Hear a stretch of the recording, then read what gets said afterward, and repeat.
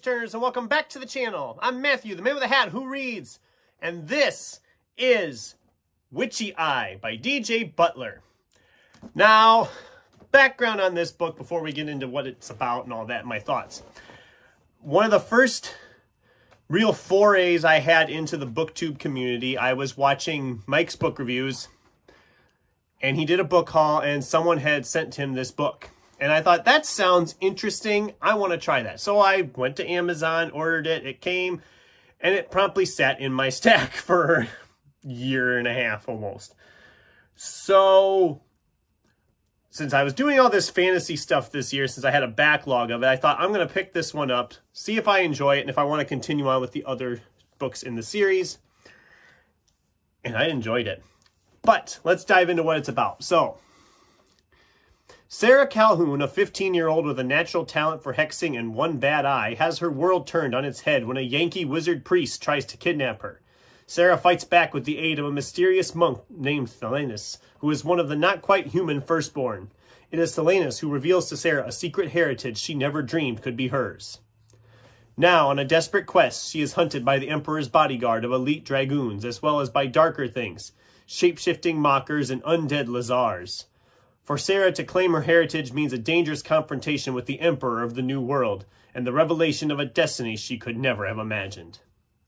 A stunning debut fantasy presenting an alternate history for North America, where Appalachian folk magic has shaped the landscape and society. Now, that sounded amazing when I first heard it. I'm like, that sounds great. I want to dive into this.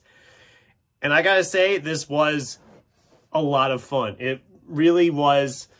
We get introduced to our characters, and she sets off on this quest to go south to New Orleans because they're looking for this man who will help her essentially come into her kingdom and find her long-lost siblings as well. And I just love what they did with this. I mean, they treat like the Mississippi River as like a ley line, and she can pull magic from the river to power her own hexing, and there's just a lot of creativity going on here. The world building is amazing. The characters are all fun, and there's a lot of them, which is both a good thing and a bad thing, but we'll get to that in a minute. Just there's so much creativity going on here. And when I got to the end, I was like, I want to continue on with this, which is a good sign for a book, because it's a hefty book. I mean, it's 760 pages. Actually, more than that, 770 pages. It's a big boy. And I got to give kudos to DJ Butler, because there's a lot of world building here, and I really enjoyed that about it. For negatives, because I did have a few, one of them is the characters. I love the characters, and there's a lot of them, which is good, but it's also bad because there's a lot of characters to keep track of. Now, that's a typical thing with fantasy, so I can forgive it on that, because there is a lot of your fantasy novels have huge casts of characters to keep track of, and that's nothing new with this one. Some of them, when we go to some of them, it felt like,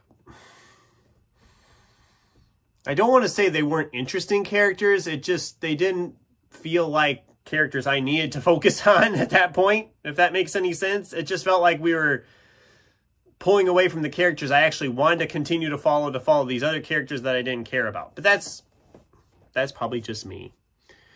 Also, this book is very exposition heavy at times. There's a lot of times where we spend pages upon pages explaining things, which I get, because you're developing the world, you're setting up the magic system, everything. We want to know how things are working to an extent, but there's a lot of it. And there's a lot of it. There's an awful lot going on with that. A lot of exposition, pages and pages of it. I liked it to an extent, but it did feel like some of it could have been cut. Some of it could have been thinned down and just edited down a little better. But then again, that might be just me. Overall, I really enjoyed Witchy Eye. I gave it 4 stars. I am excited to move on to the next book, which I believe was called Witchy Winter. I believe it's called Witchy Winter. And I think there's like Witchy Kingdom after that. So I think there's the 3, and I think there's another one that's set after the 3. That's not necessary. I mean, the 3 are enclosed, and then there's a bonus novel, I think is, I don't know how it goes. I know there's at least 4 of them. And then I think the 3 with the Witchy Eye, Witchy Winter, Witchy Kingdom are its own story. And then there's other ones, a extra story continuing from it. But I did enjoy this. I am curious to continue on with it. I don't know when I will continue on with it. I have got the other books in the series at the moment, so I'm going to be holding off for the time being. And Lord knows I have plenty of big fantasy books to read, but I really enjoyed that. And if you like that kind of thing, I think you will as well. Maybe it sounds like something you enjoy. Let me know in the comments down below what you thought of my brief review / synopsis of Witchy Eye. I didn't really go into a lot of detail because I didn't have a lot of detail really when I went in. And I think it's great sometimes that way. But I gave you a general idea. But yeah, those are my thoughts on Witchy Eye. Thanks for watching. And until next time, keep turning pages.